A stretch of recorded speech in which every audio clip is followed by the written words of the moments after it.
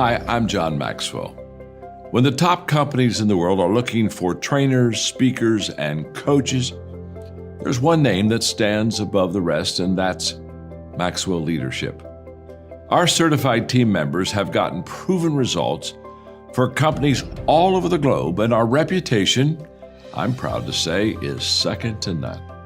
Some of our members have risen to the top of their profession, including the one you're going to meet today. I proudly introduce you to my friend Bob Fabian Zinka. Welcome to the Leadership and Success Podcast with your host, Coach BZ, where we help you lead with purpose and succeed with impact. If you're ready to grow into the kind of leader others want to follow, this podcast is for you. If you're determined to elevate your success and leave a lasting legacy, this podcast is for you. As my mentor, Dr. John C. Maxwell reminds us, everything rises and falls on leadership. Our goal is simple: to inspire you, challenge you, and equip you with insights that can transform the trajectory of your leadership journey. Welcome aboard to another episode of the Leadership and Success Podcast with Coach BZ.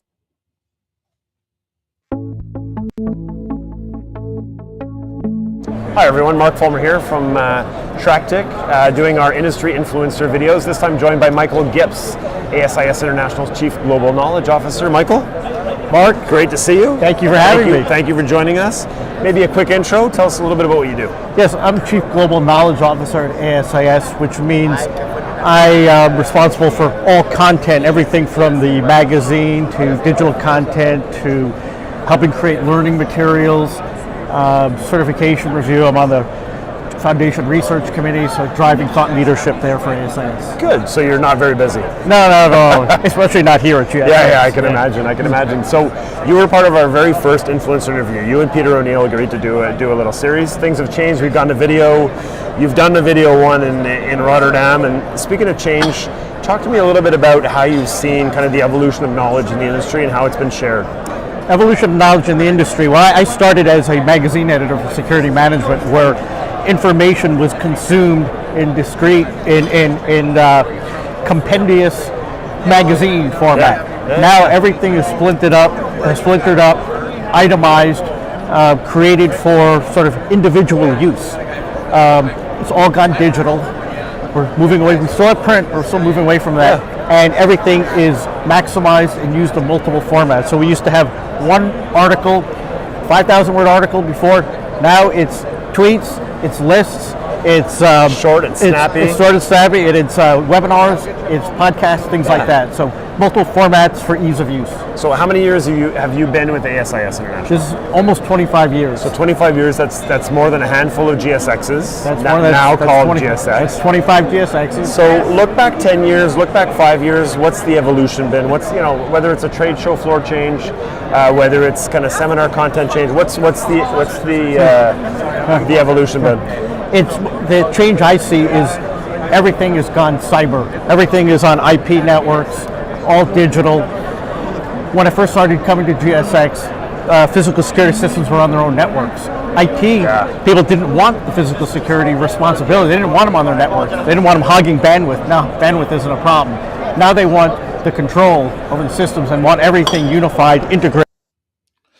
All right, this was just a little taste of what we are going to be talking about. That was my guest, Michael Gips, and we are so honored and privileged to have him waiting for us in the green room. But before I bring him on, as is our custom here, we want to celebrate our moment of gratitude. That's where we take just a moment every single time we meet just to be grateful. And I feel like that is so important for our mental health. And as you know, part of the reason why we do this is because in the military, service member and veterans, it's about 21, 22 service member and veteran who commit suicide every single day.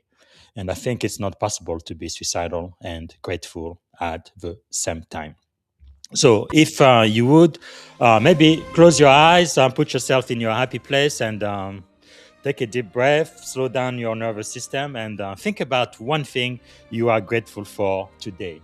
And I think today I am, again, grateful for the dream of America. America is really quite a concept, right? We say the American dream. It's really the only country in the world with a dream, right? I was born in the Congo, Africa. There is no Congolese dream. There is no African dream. I am French by culture. There is no European or French dream, but there is an American dream. America is not a perfect country. Actually, right now, I feel like we are going into the wrong direction as a country, but that is okay because America was founded on an idea: all men are created equal. No other country ever said that. Now, we haven't always lived it. No, as proof, we had a subclass of second class citizen, even treated as subhuman with slavery in this country. But the foundation was all men are created equal, right? And in time, I think America will eventually live up to our core values and really be that light that shines in the universe, being that city upon the hills that Ronald Reagan was talking about, the leader of the free world. And I think that's really what we represent, right? The arm of the brave and the land of the free, right? And that's what I am grateful for, and that's the America I want my children to inherit. So anyway, I am grateful for America today. So if you would let me know what you guys are grateful for, also let me know where you are joining us from, what city, what state, and if outside of the US, which country, what you're grateful for. And of course, if you have a question for my guest, please type it in the comments on YouTube or LinkedIn, and we will be answering live. So let me see if I can properly introduce my guest today. So today I'm going to be speaking to the one and only Michael Gips, JD. He's a globally recognized security and risk leader, managing director of ESRM at Kroll, and attorney, author, and one of the most influential thought leadership leaders shaping modern security and leadership today. With over 30 years of experience across law, corporate security, and global risk strategy, Michael has helped define enterprise security risk management and advise Fortune 1000 companies, critical infrastructure, and executive leaders worldwide. He is also the best-selling author of a powerful new book, It's Not in the Manual: Real World Leadership for Security and Risk Professional. I believe everybody needs to get a copy of his book for sure.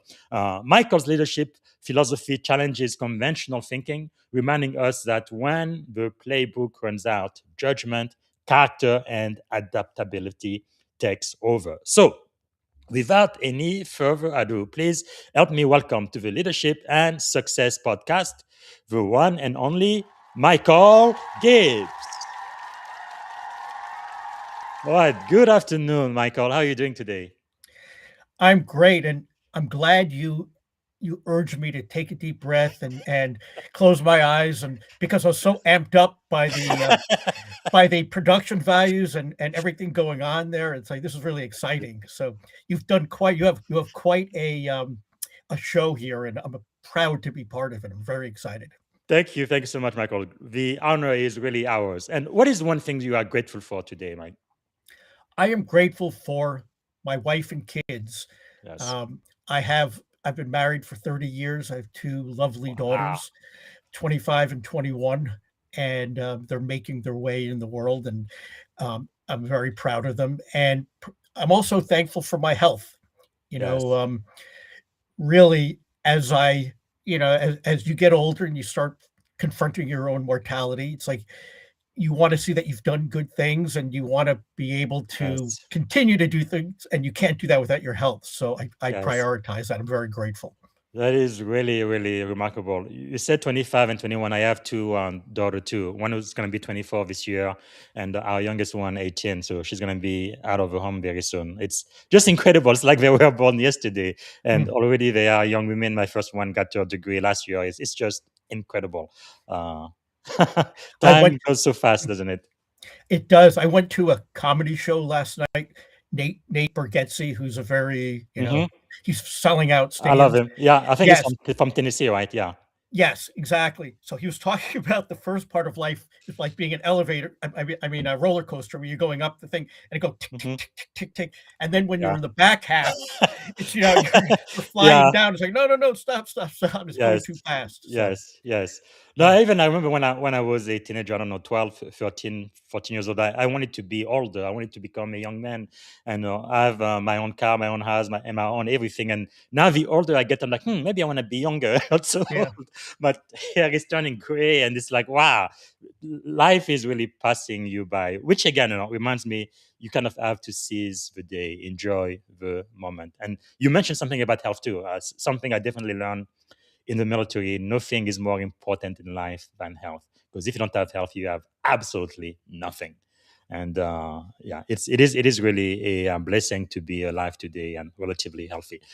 That is wonderful. Is there something about you, Mike, that most people may not know when they first meet you? Yes, it's not necessarily about me, it's about my parents and Hmm. people I've known for years and years.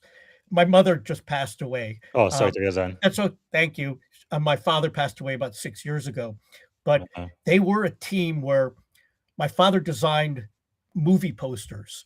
Hmm. So Wow. during especially during the 70s, 80s, and 90s. So he designed posters for Superman, Wow. For Alien, for The Verdict, for Kramer versus Kramer, Get out of here. and my Wow. mother wrote the copy lines for the posters. So for Alien, she wrote, "In space, no one Amazing. could hear you scream." You know, that which is one of Wow. the most popular. So people said to me, "Why didn't you tell me that?" I'm like, "What am I supposed to do? Say, oh, by the way, my mother wrote that, and my father designed the posters." Wow, So that's yeah, incredible. Superman yeah, was my hero when I was a teenager. Superman and Spider-Man. Wow, that's yeah. incredible. That's a big deal. And today, with the technology now, AI can just do it for us in like 5 minutes straight. It's incredible the world we live in, isn't it? It's AI giveth and taketh away. I mean, Yeah, what it can do, but the great things it can do, and the confounding and the frustrating things it can do, yeah, are an equal poise right now. Hopefully, true, actually, we're still on the positive side of the ledger and trying to keep it true, that way, right? true. I think we're going to be talking a little bit more about AI later on today. But it reminds me, like when my grandparents were alive, they didn't even have to have any education beyond high school. And my parents probably nothing more than a bachelor. And usually after that, they didn't have to open another book, right? They are set for life. They work for one company 20, 30 years. They get their golden watch and they retire. But today, we really have to be students for life, don't we? Absolutely, and that's one of my credos. But Yes. it's but ironically, it's hard to read a book these days Mm, because we're bombarded by information. Our yes. attention spans are getting shorter. I think AI is making us a little dumber in ways because we're It's getting a good. little lazier. It's compressing information, it's Mm, simplifying things.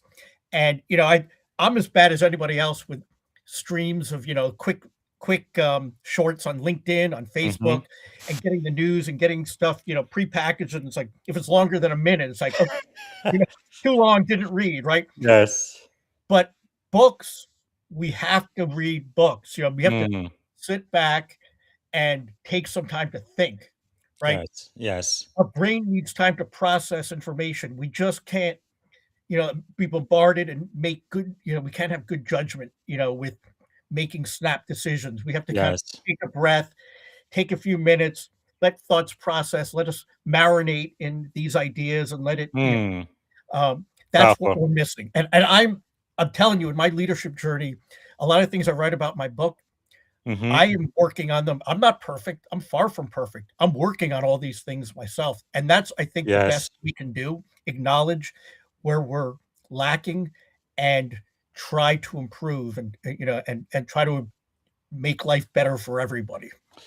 That is really powerful. I know my primary mentor, Dr. Maxwell, he talks about the rule of five. I feel like it's more important now than it has ever been. He says every day he reads, he writes, he files what he's learning, he thinks, and he asks questions. Every single day he does those five things. And I try to do that too. That's why I have a, daily leadership devotional now on LinkedIn. But if we can just continue to use our brain again, read, think, file, ask question, and think every single day, I think AI is not going to be able to, I guess, be a negative in our life, but maybe help us be a little bit more efficient. I don't know. But let's talk about your journey, Mike, because it's quite fascinating. It's definitely not a traditional route how you got into security, because you started in law. You are a lawyer. You have a JD. Uh, and by the way, is there a reason why lawyer are not called doctor? Everybody else is medical doctor, PhDs, EDDs. Everybody calls themselves doctor, but lawyers don't. Is there a reason for that? Well, some people call me doctor, and I say, no, no, no. I have a Juris Doctorate, but I think it's just how it evolved, because Because that's a yeah, terminal degree, right? I mean, it's a doctorate. yes, it's not, it's a Juris Doctorate, but there's also higher level degrees. It's weird because I wouldn't say call anyone doctor unless they went through medical school or got a PhD. Mm-hmm. And that's so 4 years of medical school or seven, whatever No, but PhD is, right? today everybody, when they have a divinity doctorate, they call themselves doctor. If they have a DBA, they call themselves That's doctor. They have an EDD, they call themselves doctor. Everybody calls themselves doctor except for JDs. I'm like, wow. I mean, I'm just curious. Why not? I that's a great question. Maybe it's seen more of like Yeah, as a technical, it's not technical or a yeah. trade, Because I you know believe even our former first lady, right? She called herself Dr. Biden. She doesn't have a medical degree or a PhD, but that's what she that's told me. true. So That's a great point. very, I'm not very sure. interesting. Anyway, I mean, I respect that now because I grew up in the academia world. I almost earned a PhD, so I know what it takes to get a doctorate. But anyway, just one. But anyway, your background definitely not very traditional. So you started in law. So what drew you into the world of security and risk leadership? Well, when I first got out of law school, I worked for the New Jersey Supreme Court as a death penalty clerk. Wow, And so any that's case, pretty serious. it is very serious and it was very trying and it was time consuming and it was hard Mhm. work, right? And the level of responsibility was Yes, pretty crushing because somebody's life or death is on the line. Now, yes. all these people were guilty, there's no doubt about that. Um, but it was whether they deserved the death penalty or not. Hmm. And in these cases, um, people who do the most horrible things to other people, and usually it was a man to a woman, right? Hmm. It was a husband to a wife or to a child or or something Mm. like that. And I got interested in those issues, but it was very taxing. I was Can't spending a lot imagine. of time, yes, and especially seeing the pictures. It Mm. was like depressing, seeing a woman like hacked to pieces and stuffed in Oh my a goodness! suitcase or something like that. Or Wow, yeah, and I liked the work because it was fascinating. man. And so I did that, and it was like, okay, I need a break from this, and I went to work for a law firm, and I started doing a little bit lighter stuff Hmm. like workplace violence. Man, but I really can't imagine that. I really believe in the best of humanity, but we can be so cruel and evil. Like, where as a lawyer, where do you think that tendency comes from for a human being who can be just like an angel to really turn into a devil like that? Where does that come from? If I could tell you that, I would have solved, the deepest mysteries of psychology. Wow, Um, it's just a lot, terrible. a lot of it is how people were raised in Mm, abusive. A lot of these convicted killers were raised in abusive environments yeah, without without either mother or father, or they mm, were beaten or had some sort of traumatic it's episode. terrible. In other cases, they didn't value life or it was transactional. They were Mm, dealing drugs or whatever, and they did whatever they had to do to survive. And killing yeah, somebody was just part of that was part of how you got by, right? Or you showed that you were tough. yeah.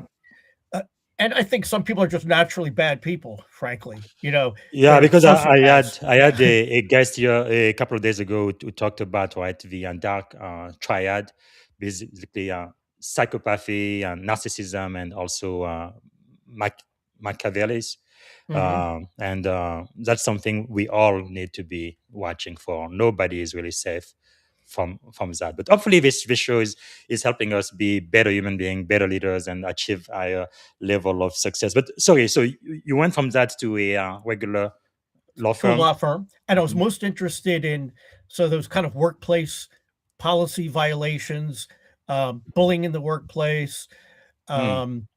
um, use of alcohol and drugs on the premises, things like that, workplace violence, theft, and intellectual property Yeah. issues like theft of information, copyright issues, Mm. and I was doing a lot of that kind of work, but I wanted to be the client. I wanted to kind of get into it earlier before it turned into like we're cleaning things up Mm-hmm. as lawyers, right? It's already gone to pot, right? It's already gotten to the point where someone's being sued or legal authorities are coming in to clean something up, right?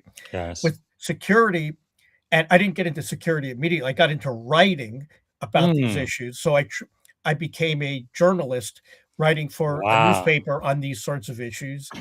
And because I liked writing and I thought Mm-hmm. I could do it well. And I got more and more interested in these issues until I got a job as a magazine editor at ASIS, their security management Yeah. magazine, where I could write about it full time. And I still didn't feel my first few years, I didn't consider myself a security practitioner.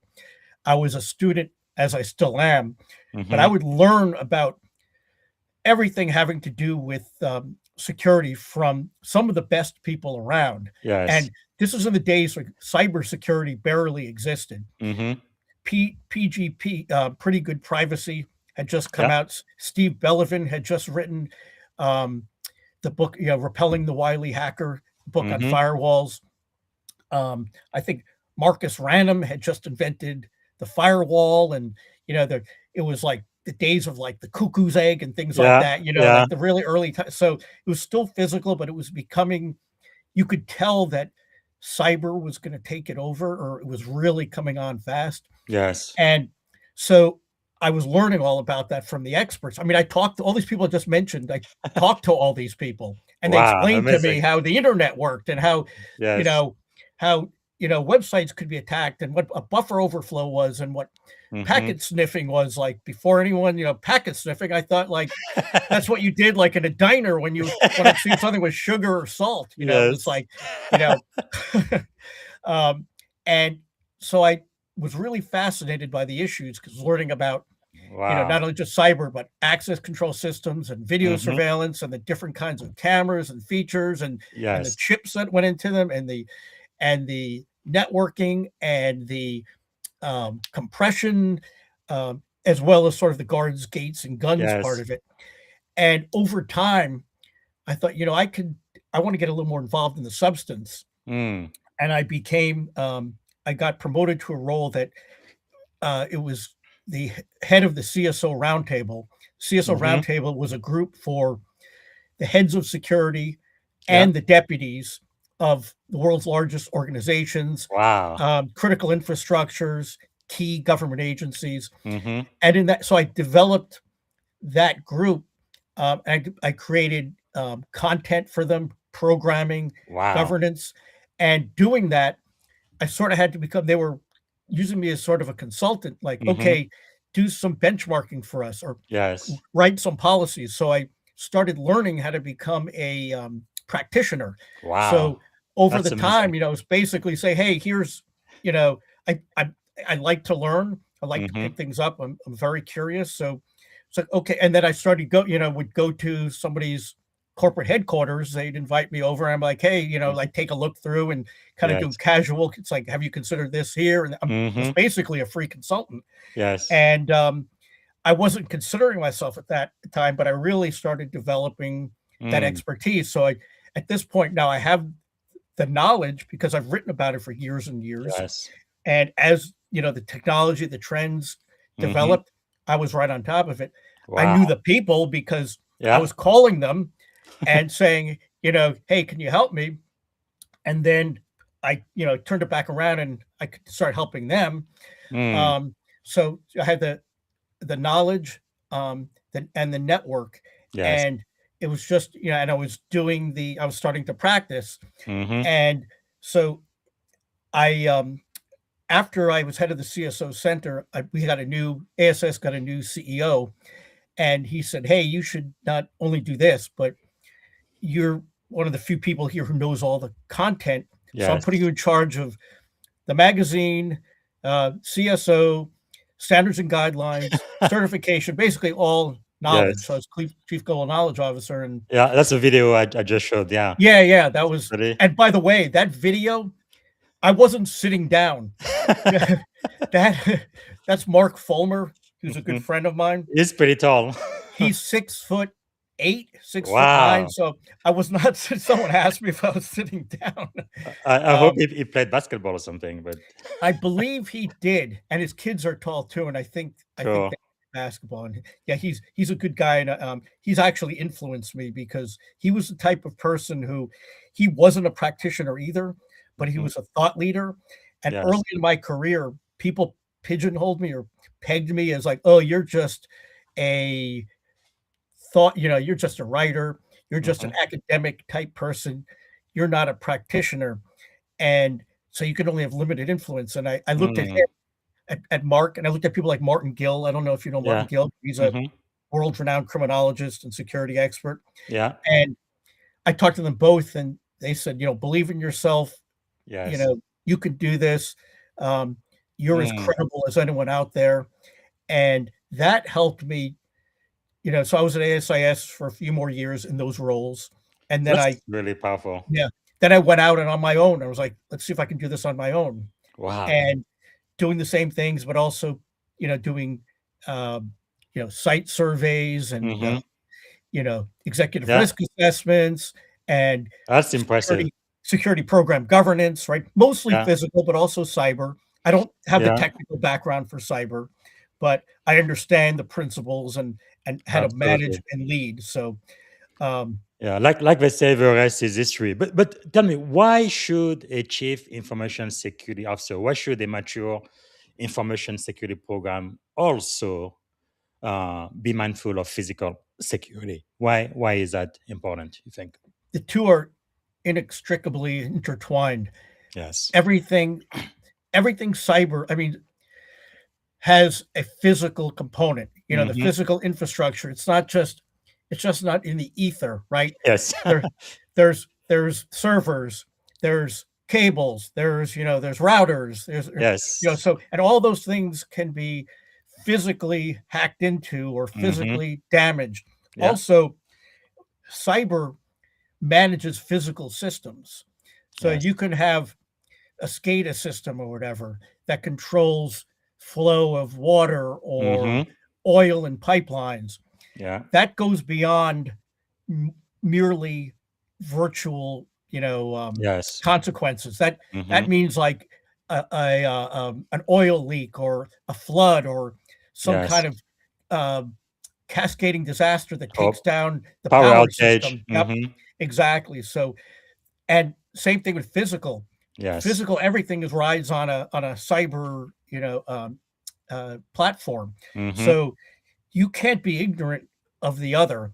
You at Yes. least have to know how to play nice, right? You can specialize in one or the other, and you probably should, but you should know how they interact, they work together, and the consequences, and have a good relationship. So If you're true. a CISO with the CSO or the director of security, and vice versa, and even at the middle level where you're a Yes. security manager or a physical security manager, an IT security manager, you're going to get things like cyber. You'll have some cyber activity where somebody, like hacked into something, or there's improper permission and had access, and then you see the same person physically, used an access control credential to go into a door, and it may not. If you Yes. don't put those two together, you don't understand the full picture. And really, Yes. security is security. So you should at least have a working knowledge. You should know the other folks and have a good relationship, not an antagonistic one. Not, oh, Absolutely. we're gonna get more of a budget than you are, or we're more important than you are, or your Yes. skill set is worse. Is not as important as mine, because you see a lot of that. True. So that's critical, and there are other aspects that go into that too, not just physical and cyber, but human and business Yeah. continuity, and those things Yeah. are all, sort of all go into Abs- one. Absolutely. And no, as a chief information security officer, I can tell you, if a hacker can get physical access to your system wherever they are, it's pretty much game over. It doesn't matter what Hmm. security controls you have, on the application layer. If they get access to physical layer, it's done. And that's why even on military bases, we may have top secret skiff and things, but we have people with guns and everything, because if people can get physical access, no, like I say, it's usually game over. So something interesting about your background, though. Looking back over the 30 years, what kind of defined, what were some of the defining moments that shaped your leadership philosophy the most? I would say that it was the lack of good examples in a lot of cases. Yes. I'm not gonna, and there were plenty of good leaders I worked for, Mm-hmm. and so I'm not trying to tear anyone down, but Yeah. I think it was. I remember certain occasions that stand out. It's like I Mm. wouldn't do it like this. This Yes. is discouraging, dispiriting, deflating, Now, and without sharing any name or specifics about the organization, just at a high level, what kind of things happen? Because I think for most of us, we either see a really good example, we want to be like them, or a really really bad example, and no matter what, this is what I am not going to be. I think that's a great way of learning too. okay. I remember being a part of a group, and there was and a lot of leadership is situational. So the person at the head of the group was a leader, and they were put at the head of the group because they had actual authority. They had the title, and we were broken into a group of maybe 6 or 8 people for some task force, and this person literally talked to 2 people that they knew and said, what should they actually turned their back to me and Mm. other people, and I felt Wow. terrible, like ignored, disrespected, and Yes. I had a lot to say, and and she was like, "Okay, with these other 2 people, this is what we're going to say, right? This is how we're doing it." Mm. And we're looking at the other people. It's like, has she even turned and looked at us? And I Yes. started getting angry, and I was thinking, this is terrible leadership. You're Yes. you're Yes. not taking advantage of the wisdom of the crowd. You're not asking Mm-hmm. what we think. You're relying on people that you know, and Yes. this is you're falling to the trap of a cognitive bias, Mm-hmm. where you're reinforcing, you're going back to the people you already know, the ideas you already know. And Yes. I I um That's a huge blind spoke spot up. too. I spoke up and I was like, "Hey, what about us over here?" And I Yes. was kind of shocked. They're like, "What?" It's like, you didn't even look at us. We have some ideas." And the person's like, Yes. "Oh," and then they kind of humored me. And I was like thinking, not Mhm. inclusive, not curious, Yes. um, uh, disrespectful, Mm. and and short with us, right? Just wanted Yes. to kind of get us out of the way. I was like, that's what I don't want to be. You Yes. know, you listen to voices that know more than you, and Mm. everybody knows more than you in a way, right? Yes. Everyone has Yes. different experiences, and I even write that in my book. Mm. It's the first line in my book. There's no, it's something like, Socrates and Plato and Aristotle talked about, Mhm. all I know is I know nothing. Yes. And all I know is that there's not a person out there that I Mm. can't learn something, who knows far more than I do about something, has more experience, has more wisdom. Yes. I don't care who it is, you Yes. know. I mean, okay, if it's a baby who can't speak, that's one thing, you know. Yes. But pretty much everybody, there's some Mm. experience they've had, there's some insight they have, there's something that that they do better than I do, and usually a lot of things. So And powerful. yeah, you Wow. have to tap into that, or give it, if you want Yes. to improve and you want to improve yourself, your organization, you want to raise all boats, Mhm. listen to the wisdom of others.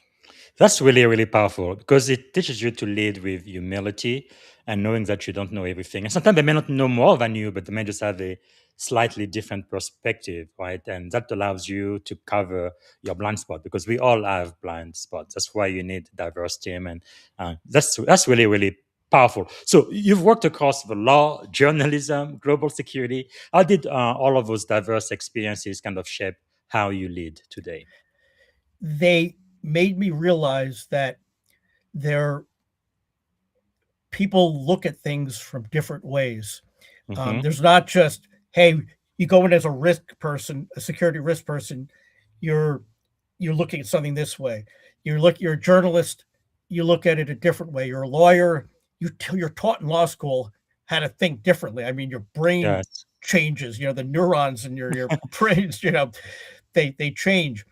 That I appreciate it looking at things from different angles Hmm. and being able to question. So it's like as a journalist, I would look at it this way, but as a lawyer, I look at it this way as a Yes. security. And these all help create a more Mm. fulsome picture, right?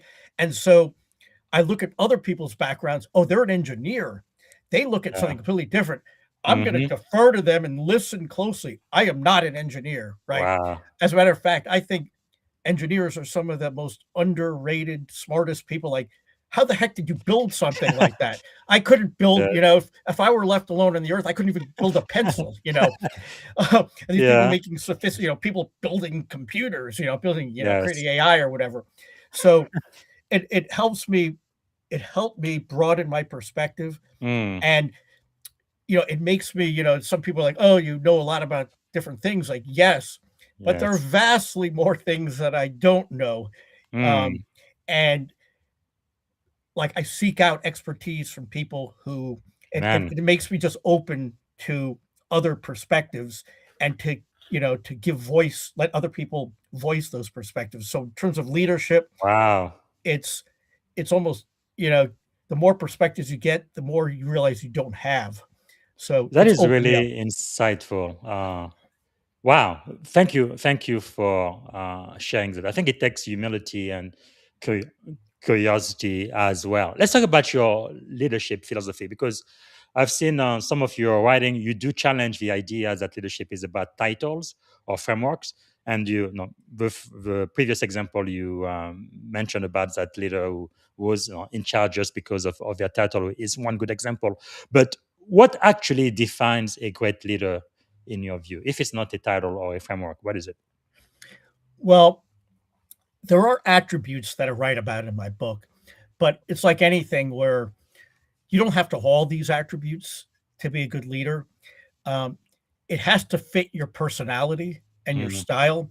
So some people who are very shy or mousy or diffident or whatever, or they don't like to raise their hand, hmm. they still can be leaders, in areas that excite them, but leaders in Yes. their way. They may not be rah, rah, rah leaders like, let's Hmm. go, everyone get behind me and let's take the hill. Yes. They can be leaders in quieter ways that are true to themselves. So Mm. I think, And I still mean, impactful. and Yeah. it's still impactful, sometimes more impactful because like, oh, Yes. that person never says anything. All of a sudden they piped up and it's like, oh, wow. Yes. You know, I mean, the ethics are, Mm. obviously you have to be, I mean, there are good leaders who are probably not ethical, but not a good leader, like an effective leader. I wouldn't want to emulate those people. So Yes. I'm talking about a Mm. normatively good leader, like a good person, right? As opposed to Yes. an effective leader. So ethics is foundational. To me, the listening and curiosity are the Hmm. next two. Like, I Yes. don't see how you can be a good leader without wanting to know more and listening to what other people say and just uh, um, always trying to expand your knowledge base, especially Hmm. now where things move so fast and Yes. everything is in we're in polycrisis. Everything is Hmm. in flux, changing, um, uncertain, volatile. Yes. Yes. The whole VUCA world. So those are the three key to Mm. me. I mean, there's others Powerful. as well, but those are foundational. I like that you mentioned ethics now. Realizing that you are also a journalist and a lawyer, how do you define ethics and morality? Because I think those things are really key for leaders that people would like to follow. I follow the very simple, um, I didn't say it, it's a well known phrase that ethics is what you do when no one's watching, Yes. right? So here's a good example. I I was at a like I like to conference. think of Yeah, my grandmother watching me do something that nobody else is. Would I still do it? But yes. exactly. So I was at a conference in Las Vegas, and I had mistakenly, I was at a dinner that a vendor was holding, and it was a great dinner, and they were giving gifts, and you order any certain number. There was 3 things they were giving away, and they were pretty nice. And I have a doorbell, a video doorbell that's broken right now, Mm. and in front of my plate at dinner was a brand new ring doorbell in the box, and anyone, you could just, I just sort of pocketed it, right? It was for Yeah. me, Hmm. and I had a person sitting next to me um, who works with me. We were at the same conference, and she's at a lower level. She doesn't report to me, but Hmm. I am, I guess a superior to her. But Yes. we interact, as you know, as Colleagues. colleagues, Mhm. right? So she didn't have one in front of hers because she had seen that, checked the box and said, I don't want a gift or whatever. So I looked at it, I was like, oh, they gave this to me anyway. And she said to me, and she's very kind, she's like, well, I'm not looking, like, if you want it. And I mean, I could have taken the thing without her seeing it. There were others on the Mhm. table because each one had, Yeah. there were a bunch of them on the table. And I was like, and so, she may have noticed or whatever if I'd taken it or may not have. Hmm. But I was like, no, no, no, no. And my wife would be like, we need a new doorbell. We need a new Yes. doorbell. I think of her saying that. It's like, no, no, no, no, no, no. I'm not taking that doorbell. It's a slippery Mm. slope. So Wow. there's an answer, like, from just a So few days ago. I did not take that doorbell. doing the right thing, even when you think nobody's watching. But the truth is, people are always watching, aren't they? You just have to ask the Epstein billionaire class. Oh, They oh thought God. what they were doing was in the dark, nobody would even know. But eventually, what's done in the dark comes to light, doesn't it? How horrible is that? Yeah. I can't imagine much worse than that whole chicanery. Yeah. That's just Yeah, it's really awful. crazy. But there are really people, no, heroes of mine. I put them on a pedestal, like Bill Gates. Huge respect for him. What he's done and accomplished. But right now, I think he's a little bit lower on my list of people I would like to emulate for sure. But yeah, it is really crazy. I know my primary mentor, Dr. Maxwell, talks a lot about that. He says there is no business ethics, there is just ethics, and you can apply it in business, in leadership, or in whatever field. But no, like when we first started, right, we talked about being fair, being a person of integrity, and treating everybody exactly the same. And I think it really makes a difference long term, doesn't it? Absolutely. Yeah. It comes back to you, and Powerful. it doesn't even have to. I mean, I don't think, like, it needs to come back to you, but because you're just doing the right thing, Yeah. and people see how you behave, and they'll trust you. They'll know that you don't change, you know, for anybody else. You don't have different, you know, standards of Mm, behavior, ethics. I mean, you have different standards for performance, of course, yes. but you should. I always go in there and say my default mode is respect for a person. I don't care Mm, what they look like. Some of the I people like who that. look like they're disheveled or homeless or you Hmm. know festooned with tattoos or whatever. It's like, Yes. and then There's they're a the soul there. nicest person. It's like a great. I'm glad I met. I'm glad I set aside my prejudices, Yes. or Yes. just you know I didn't Mm, like look aside or whatever.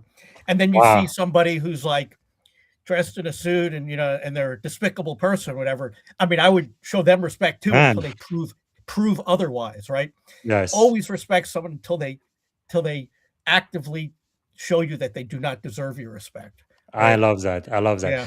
We do need to get into your book, but I want to ask you one more question. I think this is important because you do talk about whole of person leadership. What is that in practice? What does that mean?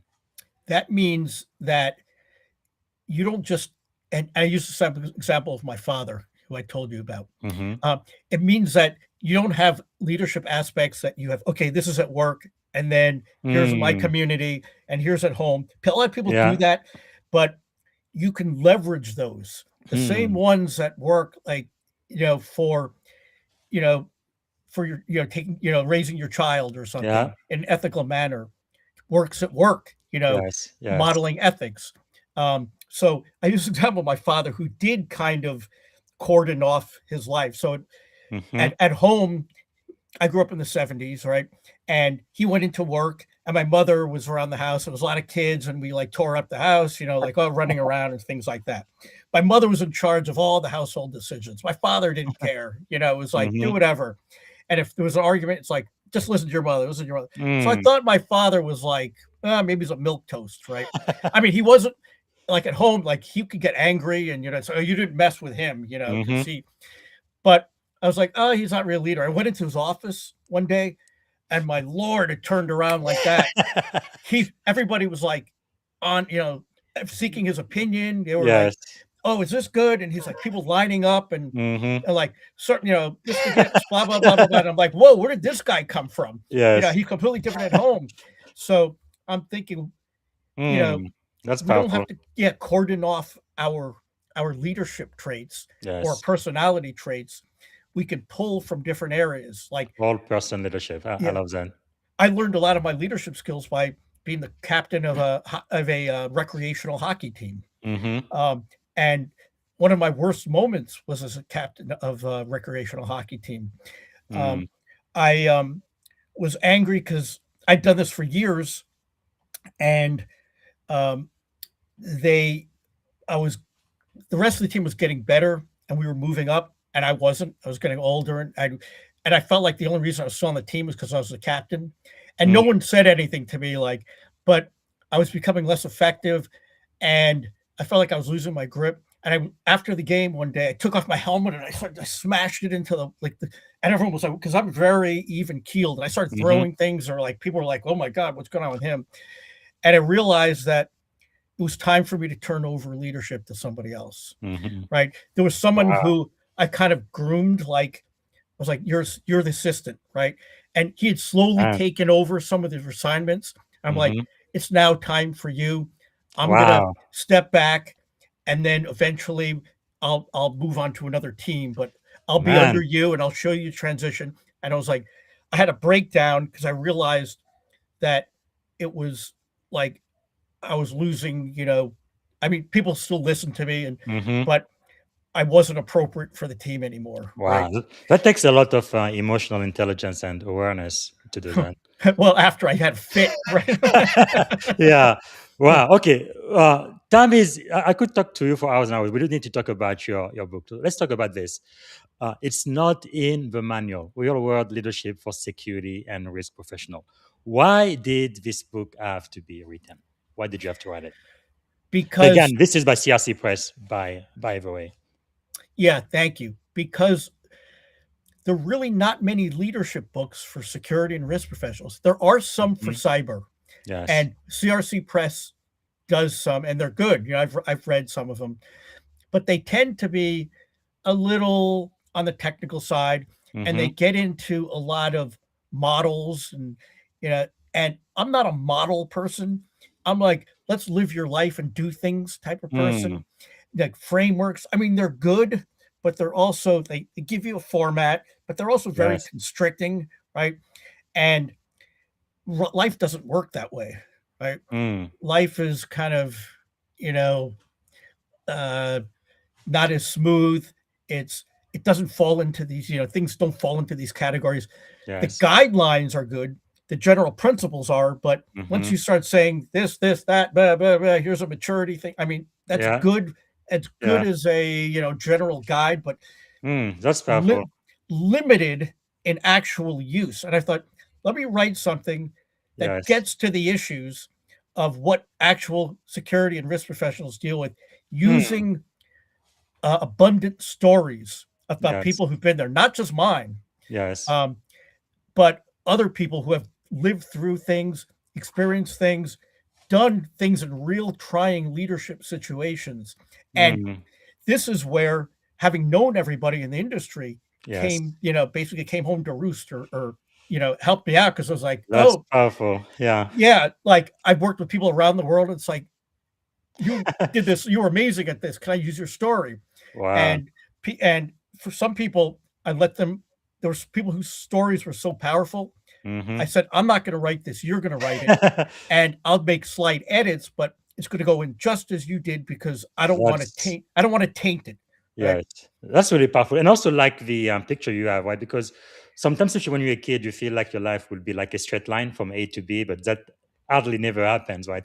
Everybody goes through turns and curves, and eventually they end up where they need to, but it's definitely not a straight line. So I really love that picture on the book. Yeah, me too. I think that's what you get into, right? You think it's in a Yeah, straight line, and okay, there's a dip here and a step up there, and like, oh my yeah. gosh, that looks like every cord in my house, by the way. Yeah, it's very rare to see people who go up and actually do the work they thought they were going to do when they were children. It does happen at times, but very, very rare. So it's right in the title. It is not in the manual. What happens when the playbook runs out? You have to fall back. Well, we all live in a time of uncertainty, right? Hmm. Risk keeps changing. Situations evolve. You have to fall back on your basic principles, which is, Yes. the things I mentioned before, like your ethical grounding, Hmm. um, your sense of mission and purpose are clear, and sort of what's the underlying thing you're trying to do here. You have to Yes. protect your team, protect the mission, and be true to your principles, right? So a lot of times, like, there's not like a great answer. It's like, should we go forth and do this? Hmm. Should we send this executive overseas? Should we uh, build up, security a little more? Should we tighten security protocols, or should we Yes. make this investment? It's like you got to fall back on your principles. What's best for protecting my people, for the Hmm. mission of the organization, um, and you're continuously processing information all this Yes. time because it's changing, but you also have to make decisions, right? So you go with the decisions you have. You've always got to be future looking into the future, and you should be talking to people who have been Mm. through this before. I constantly call up people and say, "Well, what do you think about this? What would you do?" People who I trust. That's Yes. the important of having a network. And a lot of times they don't really know either, but Mm. talking with them and others gives you a direction, right? And it gives you a defensible direction. And Yes. it's right for your people. It's right for your mission. It's right for your organization.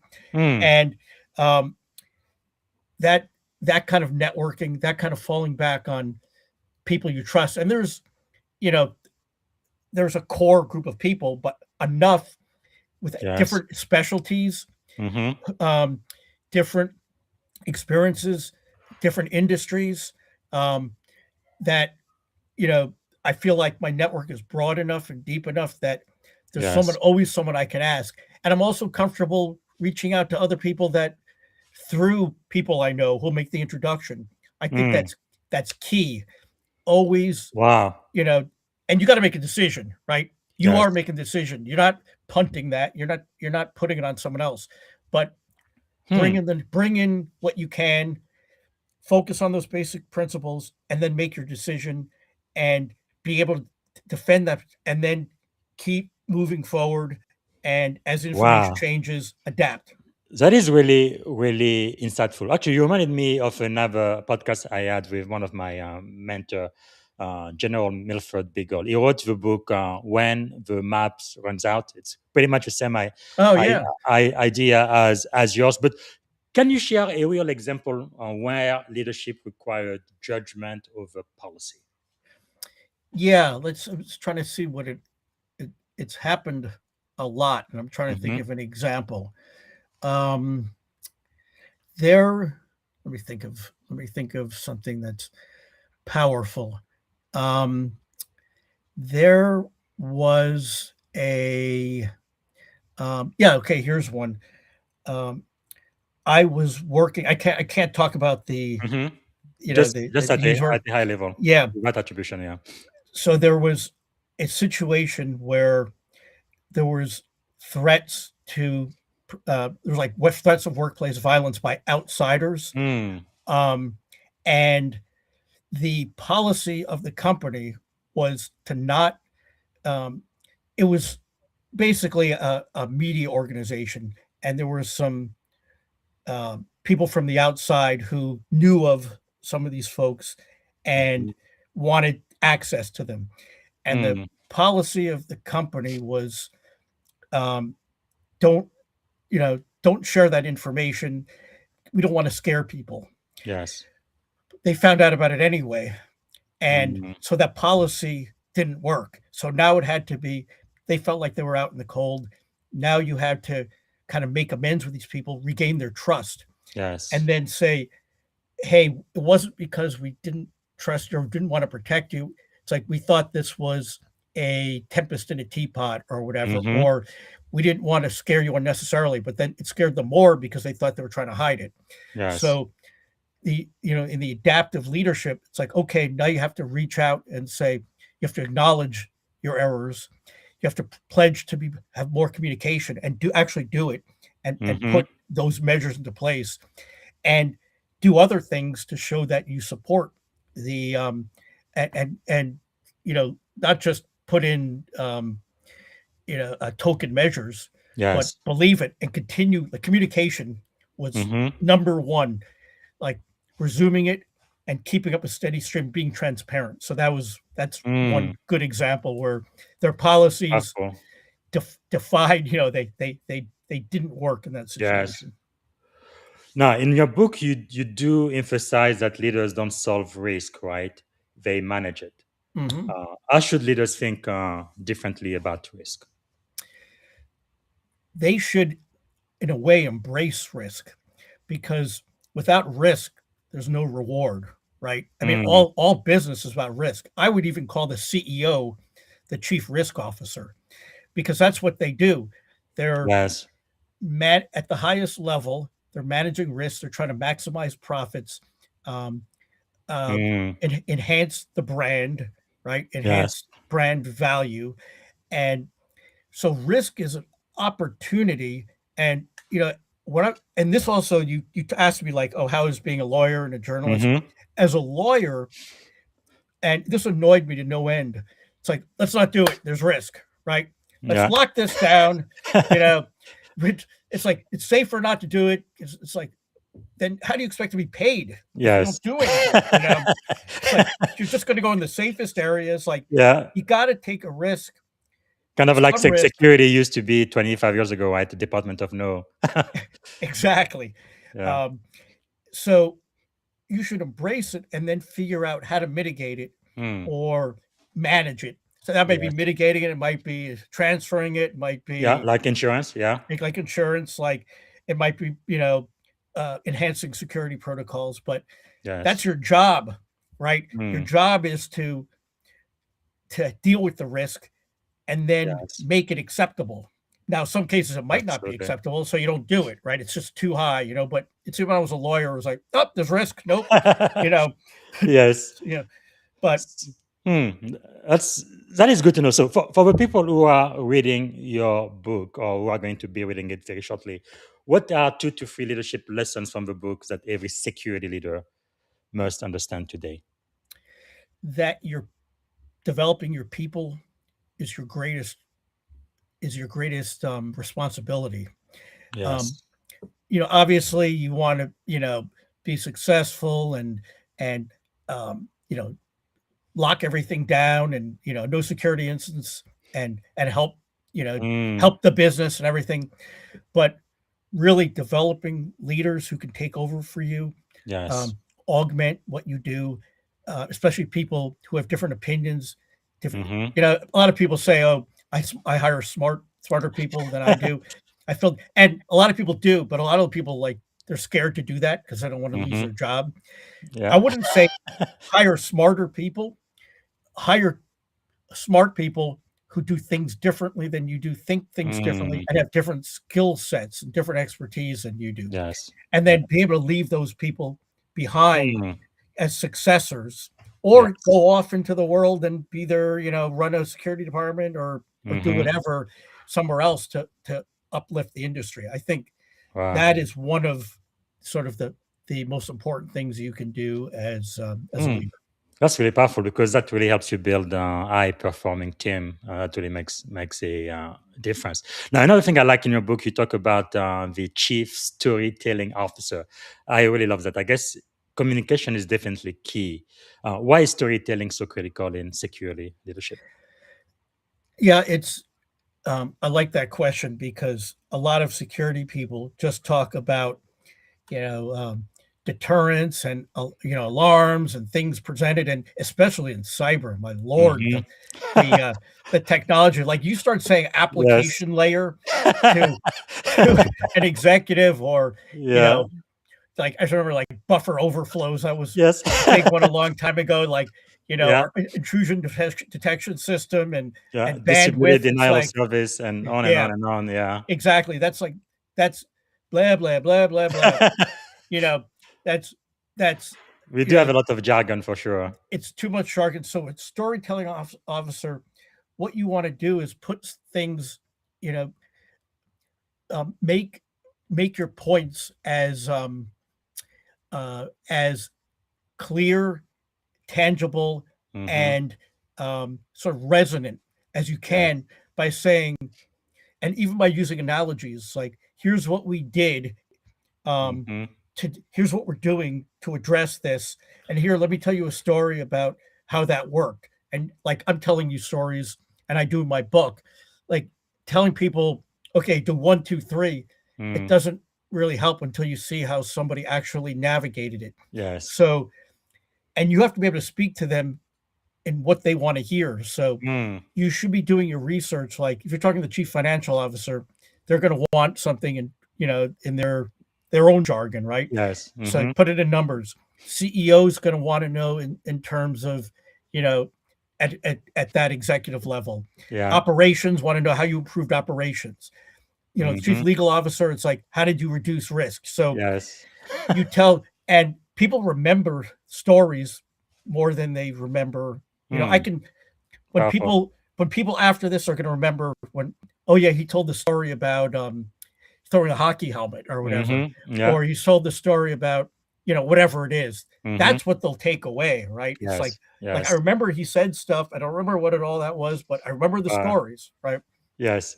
That's really powerful. Okay. Technically, we are out of time. I wanted to talk a little bit more about the book. I don't know if you can give me another 10 Yeah, minutes max. Okay. I think this is really important because in the book, you also talk about leadership landmarks like ego, complacency, isolation, and all of those. How can leaders recognize and avoid these traps early in their leadership journey? have trusted people who will tell them the truth. Mm. And I this is stuff I'd like to say, oh, I've overcome this. I haven't. I have as big of an ego as anybody else, right? Hmm. Like if somebody, I might feel offended, like, oh, they said that about me, or whatever. Sort of like, all right, back up a second. Do they really Yes. mean it that way? Now, sometimes they might have, but most of the time, it's like that's just the way they talked, or they weren't thinking about it that way. Mm-hmm. You know, don't react immediately, right?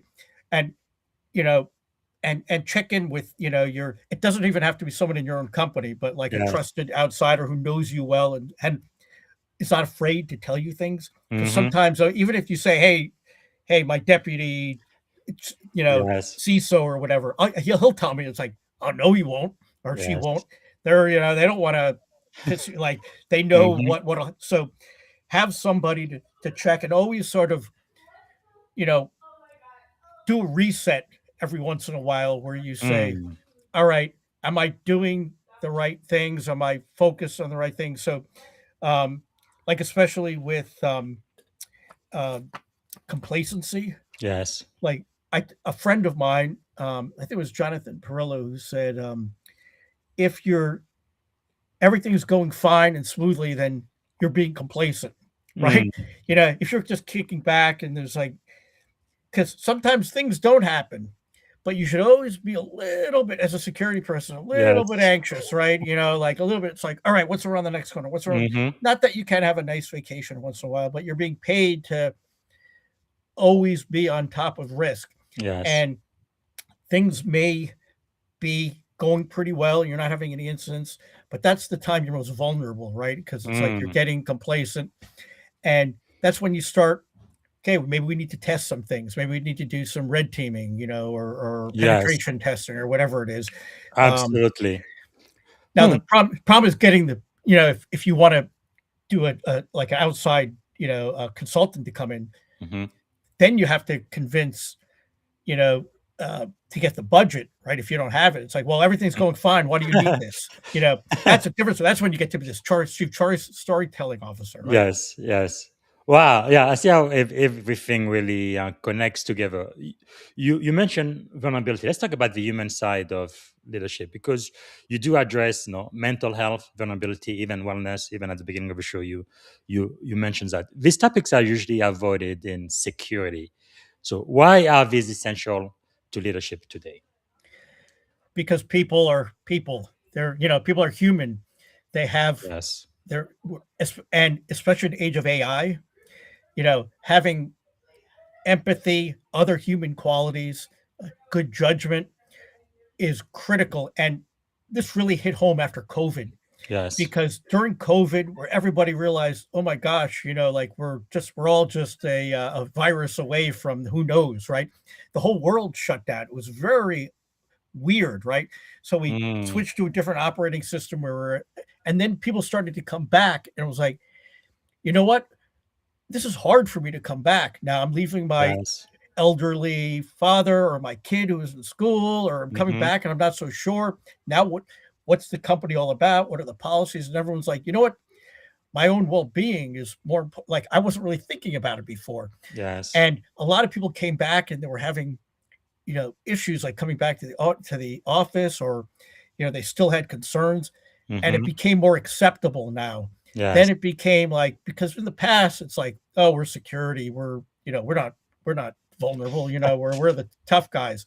Yeah. And if you don't address, and it's helpful because that COVID sort of changed the rules a little bit of the game. Yes. And not everyone still accepts that, but that it's Mm, especially HR more broadly accepts that, um, you get the good and the bad with the people. You yes. take them where they are, and you unless we're going to an all computerized, mechanized AI world, Mm, which is not, you know, recommended, not because you always need the human, empathy and human judgment. mhm. You have to take care of people, and and so with COVID, and then we're of crisis after crisis after crisis, there's wars going on. Now Yes. there's all sorts of political battles over whatever you want, like Mhm. gender identity and religion, and Yeah. a million other things, and people and disinformation, and people are just don't know what they don't have a firm ground to stand on if everything's Yes. shifting beneath them, and it's like, where am I? It's like, and companies emphasizing mental health or de-stress, they actually Mhm. do themselves a favor taking care of their people, because I Mm. know there's data on this where, if you take care of your people, they'll take I will care of take you, care. right? You're Yeah. seeing, Yeah. and they'll be more productive, they'll be happier, and all that sort of That thing. is so true. Because when I had the great privilege of becoming a commanding officer in the Navy. I reached out to all of my mentors, and that's one advice that kept coming back. Right, we say mission first, but people always take care of your people. They will take care of the mission. That is so true. Now, talking about vulnerability, what about those people who read your book? They're like, I need to show myself strong to my team. Right? How do leaders balance strength and vulnerability without losing credibility? Yeah, that's a really good and difficult question. I think that if you're a um a very if you wear your emotions on your sleeve, it might be a little harder.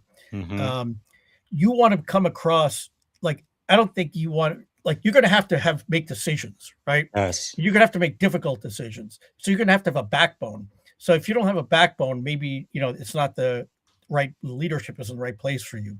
So, um, but showing vulnerability, you can do it strategically, you know, especially when other people are suffering, right? So I don't think it hurts your leadership if so you're a naval officer or whatever, and you see your person struggling, and you take them aside and like, look, I don't tell many people this, but I had the same thing, and Mm, let's work through it. yes. You can do it on an individual basis.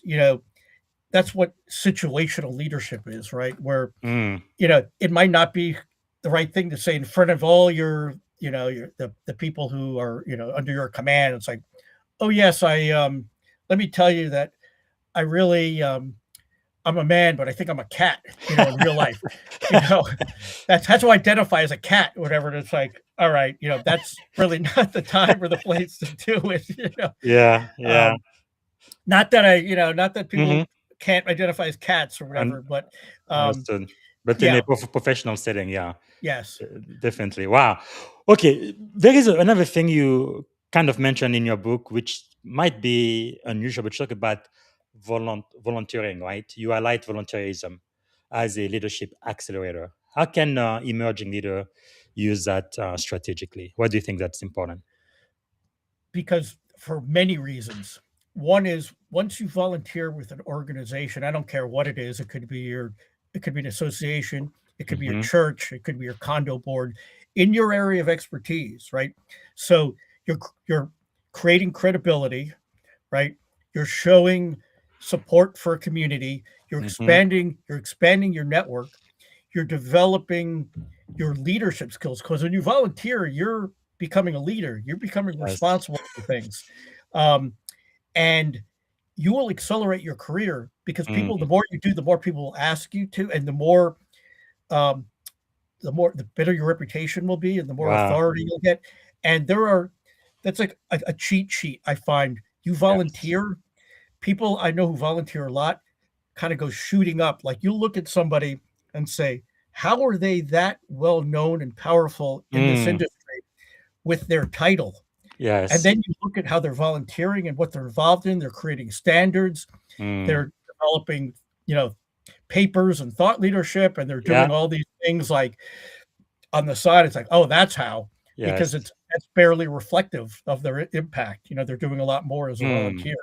powerful. So, yeah, that's a good way to, especially going with a small organization. Yes. Um, as a matter of fact, a person called me yesterday that had met at a conference, the same one I was talking about, Hmm. and he had come to a session I was doing, and he called me up and he said, "I was at your session." I remembered him because he introduced himself, and he said, "I'm looking for mentors," Mm, and he goes, "I was like, I want to know if you'd be willing to do it." And he explained that he was an engineer, a product engineer, so he knows the backbone of the security products, and he wanted to do a certain thing, and yeah. like with a business. And I was like, and he said, would you do that? I'm looking for mentors, and he was explained why. And I said, well, why do you want to do physical security over cyber? Mm, And because I wanted to see how serious he was. hmm. And I couldn't even tell you what the answer was, but I could tell you though that he was committed, and Yes. he was Wow. serious. And I was like, okay, that's good enough for me. And then he said, would you do that? And I said, I wrote a whole book on that That's whole nice. thing. And if I said no, I'd be the biggest hypocrite in the world. So yes, of Yes. course I'll help you. You That's know, powerful. That's yeah. powerful. And we But already have a relationship. So we've already started talking. wow. That's really awesome because what I love about the book, not only those who are at the highest level, C-level executives, CSO, and security risk professional can get something out of it, but also aspiring leaders too, people who are in school right now who are thinking about getting into this field. So I guess the last question I'm going to ask you about the book. Thank you again for giving us extra time. I think your book is so important. People need to get this. If a younger leader reads your book, what is one action you want them to take immediately? Um, Volunteer, raise your hand. Mm, Um, that will vault you into the stratosphere. That'll put you into. yes. There are people. So I run I'm this president of something called the Life Safety Alliance, right? Mhm, And it's a thought leadership group that cuts across the traditional boundaries of security. So we have cyber people, we mhm. have business continuity people, we have physical security people, we have electronics, we have consultants, we have Wow. practitioners like academics, and these are people kind of like who want to raise their hand and want to be like their teachers' pets. They want to be head of Mhm. class, keep learning, and want to Yes. share information and get a holistic view. And there are there's it's intimidating to join.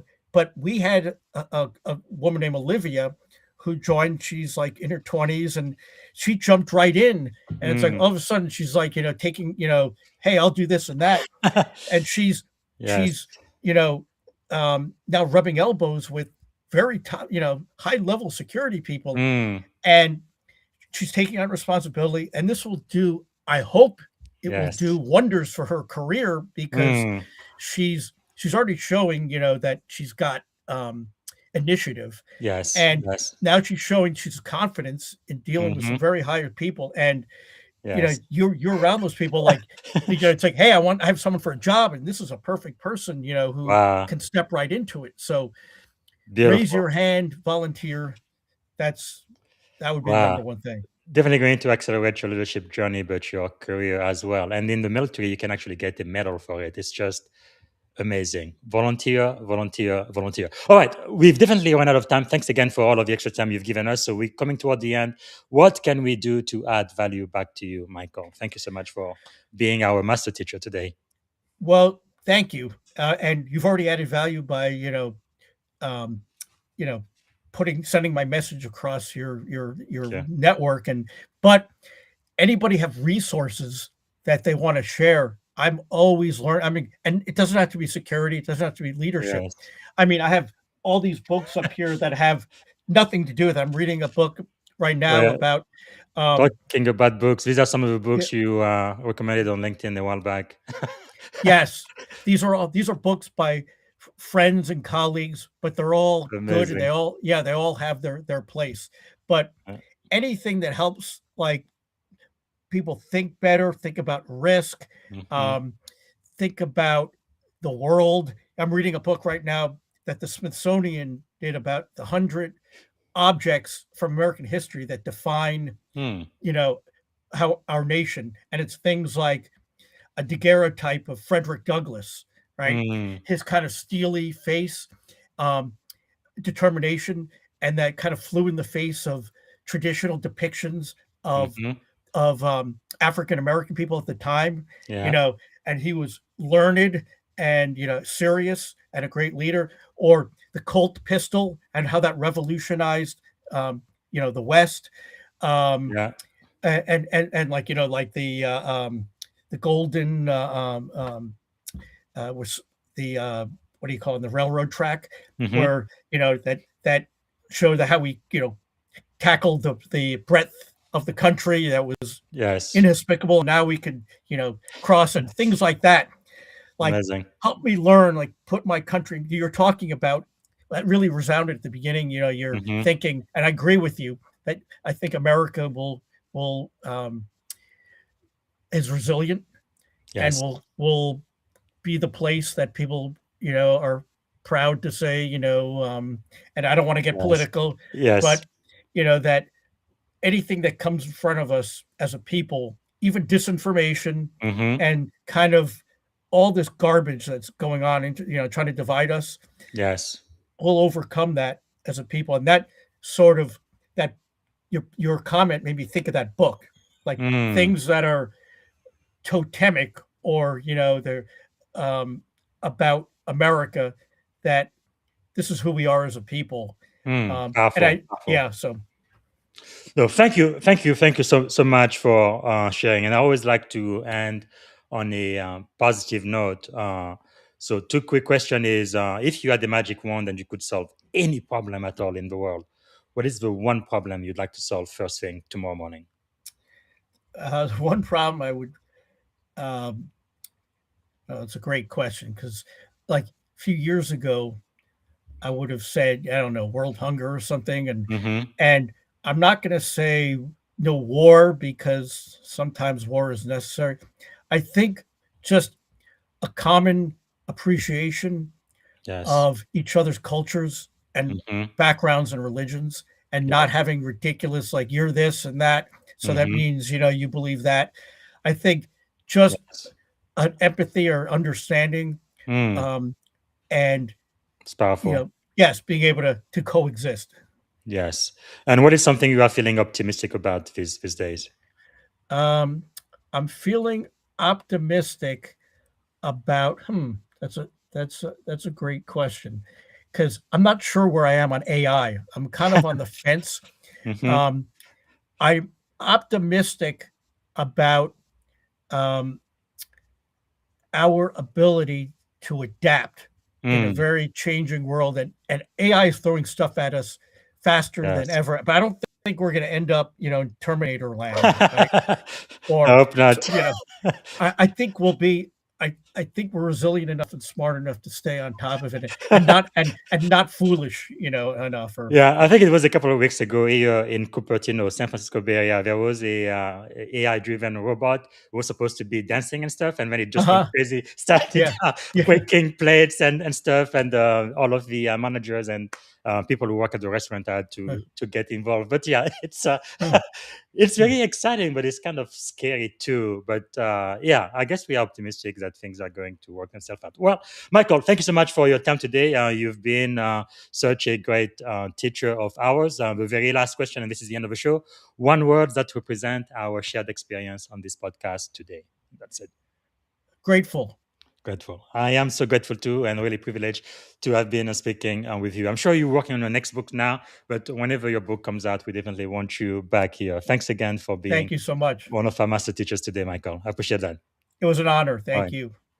All right, everybody. This is one for the book. It went a little bit longer, but I felt like it was important. Again, I want everybody to get a copy of the book, which is it's not in the manual, right? Security Audit and Leadership Series, Real World Leadership for Security and Risk Professional. All right, and the podcast will be available for replay on LinkedIn and YouTube immediately once we are done in a couple of minutes. And by tonight, it should be available on all of the major podcast platform. I believe tomorrow, Sunday, I'm going to come back. We're going to be studying the book of Proverbs, chapter 22. This is not going to be a religious podcast. It's just going to be about ancient wisdom and leadership lesson from a book written more than 2,000 years ago, which is still relevant today, which is quite amazing. Now, to end the show, as you guys know, I like to celebrate Black History Year because I felt like Black History Month was just too short. 28 days is not enough. I think Black history is American history. So for today, we are going to celebrate two things. I like to talk about some things that happened in history. So today's date, April the 4th, but also about a first in African American history. And for the first, we are going to celebrate the very first African American diplomat. And you can go to my LinkedIn page and learn more about this. But that was Ebenezer Don Carlos Bassett. He was the very first diplomat in Haiti. That was in 1833, right? The very first African American ambassador in American history. Now, what happened today? Today was a pretty sad day. April the 4th, 1968, it was the assassination of Dr. Martin Luther King Jr., the one who really was the premier activist who worked for Blacks in America to have civil rights just like everybody else. And really standing for nonviolence and going back to America saying, hey, you promised this in your founding document. All men are created equal. We are men and we want to be uh, treated equally before the law. And eventually our country did that. But a great man. And I'm going to play a short video about the very last speech he made the night before, where it was about going to the mountaintop. That was his very, very last speech. So he knew he wasn't going to get there. He knew he was going to get assassinated soon, but still he had the courage to stand for what is right. And I believe that's really what America is to me, right? In the Navy, our core values honor, courage, and commitment. It does take courage to stand for what is right. When something is wrong, somebody needs to stand up and say, no, no, no, this is not right, and we need to do better. And hopefully that's you. Hopefully that is me. And I want to be inspired by giants like Reverend Dr. Martin Luther King. So to end the show, I am going to celebrate the life and the legacy of Dr. MLK, and I'm going to play this last, a short clip of his very last speech about going to the mountaintop. Bye for now.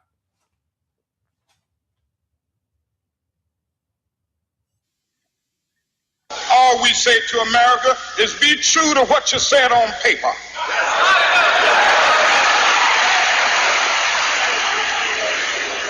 If I lived in China or even Russia or any totalitarian country, maybe I could understand some of these illegal injunctions. Maybe I could understand the denial of certain basic First Amendment privileges because they haven't committed themselves to that over there. But somewhere I read of the freedom of assembly. Somewhere I read of the freedom of speech. Somewhere I read of the freedom of press. Somewhere I read that the greatness of America is the right to protest far right.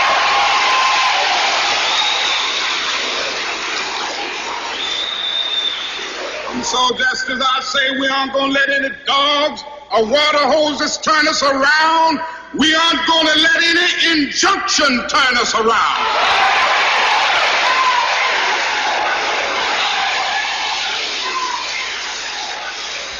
Well, I don't know what will happen now. We've got some difficult days ahead. But it really doesn't matter with me now because I've been to the mountaintop.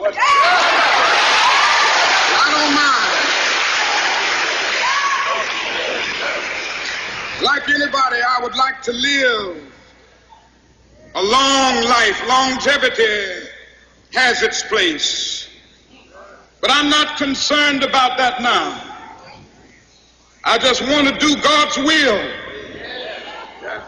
And He's allowed me to go up to the mountain. And I've looked over and I've seen the promised land. I may not get there with you, but I want you to know tonight that we as a people will get to the promised land.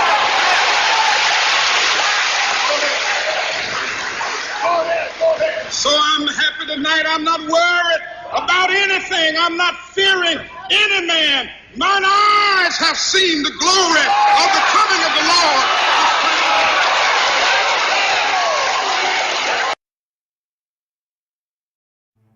Thank you for tuning in to the Leadership and Success Podcast with your host, Coach BZ. If today's episode added value to your leadership journey, be sure to subscribe, share, and join us again for more wisdom nuggets on how to lead better and achieve greater success.